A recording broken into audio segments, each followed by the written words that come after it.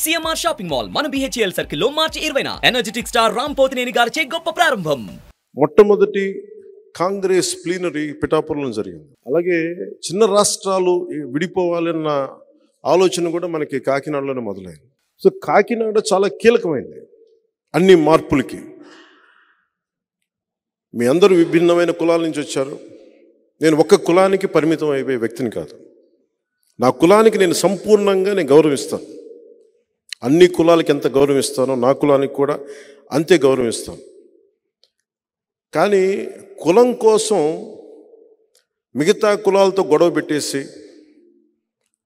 మీరంతా వేరు మేమంతా వేరు అని చెప్పి ఒంటరి అయిపోయి ఎవరికి కాకుండా పోవడం నాకు ఇష్టం లేదు. నాకు అది నేను పుట్టిన కులానికి కూడా మంచిది కాదు. పింక్ డైమండ్ లాగా నేను ఏ పార్టీ అధికారంలో ఉన్నా, ఉదాహరణకి రమణ దీక్షితులు గారు టిటిడి ప్రధాన అర్చకులు 2018-19లో ఆయన స్వయంగా నాకు మెసేజ్ పంపించారు, ఇక్కడ శ్రీవారి పింక్ డైమండ్ మిస్ అయిపోయింది, ఇక్కడ మీరు మాట్లాడండి అని.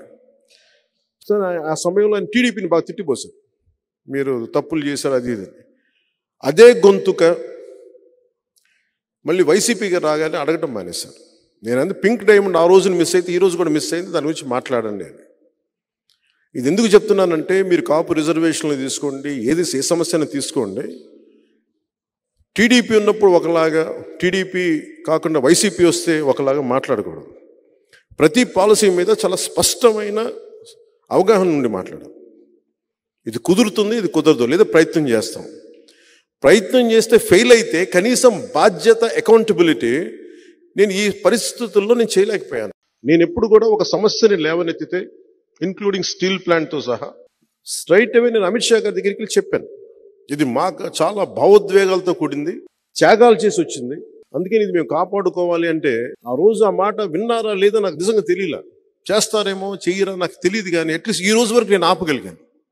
మీ అందరికీ చాలా కొంచెం అనుభవజ్ఞులు కాబట్టి ఆ రోజు నేను అడిగినప్పుడు అది ఎంతకాలం ఉంటుందో నాకు తెలియదు. ఎందుకంటే ప్రధానమంత్రి గారు స్టార్ట్ చేసింది కాదు, అమిత్ షా గారు స్టార్ట్ చేసింది కాదు. డిస్ఇన్వెస్ట్మెంట్ అనేది పివి నరసింహారావు గారు స్టార్ట్ చేసింది. అంటే కాయిలా పడ్డ పరిశ్రమల్ని వాటి మీద డబ్బులు పెట్టుబడి నష్టపోకుండా, ప్రజాధనం దుర్వినియోగం కాకుండా దీన్ని తీసేయాలన్న ఒక ఆలోచన విధానంతో మొదలైంది డిస్ఇన్వెస్ట్మెంట్. నేను దాన్ని ప్రాతిపదికగా తీసుకొని మాట్లాడాను. ఈ రోజుకి అదే కట్టుబడి. ఈ రోజుకి నేను ప్రధానమంత్రి గారికి కానీ, అమిత్ షా గారికి కానీ, కేంద్ర నాయకత్వానికి, ప్రతి ఒక్కరికి కూడా మాకు చాలా మా భావోద్వేగాలతో కూడింది, మా త్యాగాలతో కూడిన స్టీల్ ప్లాంట్ ఇది. మీరు దీన్ని మనస్ఫూర్తిగా మీరు దీన్ని ఉంచడానికి ప్రయత్నం చేయండి అంటే, నా ప్రయత్నం నేను చేస్తానని ఉన్నాను. అంటే ఈ రోజున ఎన్డీఏ కూటమిలో ఉన్నాను కదా అని చెప్పి నేను ఇవన్నీ మాట్లాడకుండా ఉన్నాను, మాట్లాడతాను. ఎందుకు చెప్తున్నానంటే, మీకు నేను ఏది మాట్లాడినా సాధ్యమైనంత మేరకు నేను చేయడానికే ప్రయత్నం చేస్తాను, సాధించడానికే ప్రయత్నం చేస్తాను. వైసీపీ అంటే నా మాట మీద నాకు చాలా చాలా గౌరవం. వైసీపీ వ్యతిరేక ఓటు చీలనివ్వను అంటే అందరు నవ్వారు ఆ రోజున. ఎలా సాధ్యపడద్దు అన్నారు. ఎందుకు సాధ్యపడద్దు, ఎలా సాధ్యపడద్దు ఆ వ్యూహం నాకు వదిలేయండి. ఈరోజు చేసి చూపించాను. ప్రధానమంత్రి గారితో మీటింగ్ కూడా. అలాగే ఈ రోజున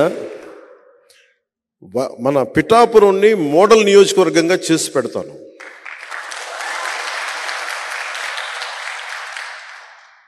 భారతదేశంలో ఎవరైనా సరే ఒక అద్భుతమైన నియోజకవర్గం ఉంది అక్కడ. అలాగే చాలా ఏదైతే నా మనసులో ఒక రాష్ట్రాన్ని ఇలా తీసుకురావాలని ఒక ఆకాంక్ష అయితే ఉందో నాకు, ఆ మోడల్ నేను పిఠాపురానికి సంపూర్ణంగా తీసుకొచ్చేస్తాను.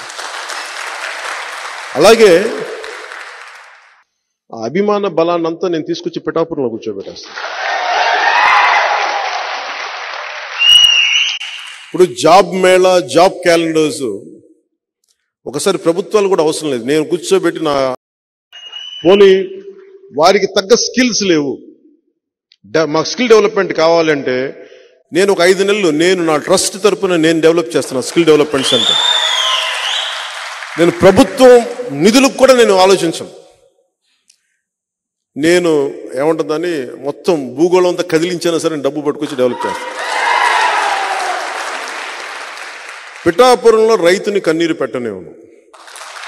సెరికల్చర్ రైతు కోరుకుంది ఒకటే ఆ రోజున నేను వచ్చినప్పుడు. సెరికల్చర్ రైతు కోరుకుంది మాకు ఇక్కడ పట్టు మార్కెట్ కావాలని, అది నేను చేసి పెడతాను.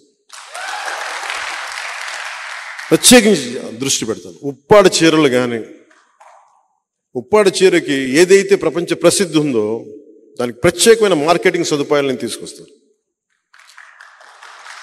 అలాగే విదేశాలకి వెళ్ళాలి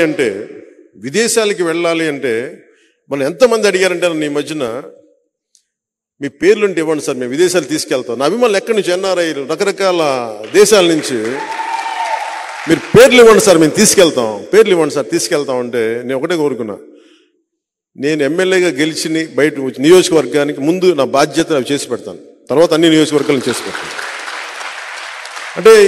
అంటే నా ద్వారా ఏం జరుగుతుందో చెప్తాను. ఎంతమంది అప్పుడు ఆ మూల కూర్చున్న ప్రతి ఒక్కరు కూడా మొత్తం అందరూ వాలంటీర్స్, ఎవరు డబ్బులు తీసుకొని పనిచేసేవాళ్ళు కదా, వాళ్ళు ఎవరు కూడా స్వచ్ఛందంగా మాకేదో ఒక తపన, అందరికీ నలిగి ఏదో తపస్సు, ఒక తపనతో వచ్చారు అందరూ. సో నాకు ఎంత బలమైన అవకాశం, నాకు పిఠాపురంలో పోటీ చేసే అవకాశం కల్పించినందుకు మీరందరూ జాయిన్ అయ్యి తద్వారా నన్ను మరింత బలోపేతం చేస్తున్నందుకు మనస్ఫూర్తిగా మీ అందరికీ పేరున ధన్యవాదాలు. ఇందాక నేను చెప్తున్నట్టుగా నేను 2 నిర్ణయించుకున్నాను. కేంద్ర నాయకత్వం 2 అడిగారు నన్ను, నువ్వు ఎమ్మెల్యేగాను పోటీ చేయాలి, ఎంపీగాను పోటీ చేయాలని. నాకైతే ఎమ్మెల్యేగానే చేయాలని ఉంది. రాష్ట్రానికి ముందు పనిచేసి తర్వాత దేశం కోసం ఆలోచిస్తాను. కానీ ఎంపీ జనసేనదే.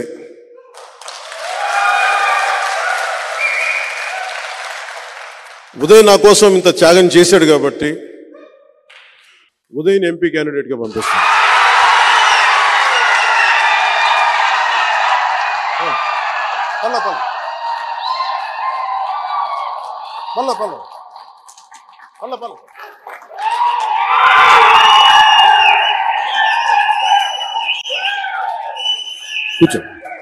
సుమన్ టీవీలో మీ పర్సనల్ అండ్ బిజినెస్ ప్రమోషన్స్ కోసం కింది నెంబర్కి కాంటాక్ట్ చేయండి.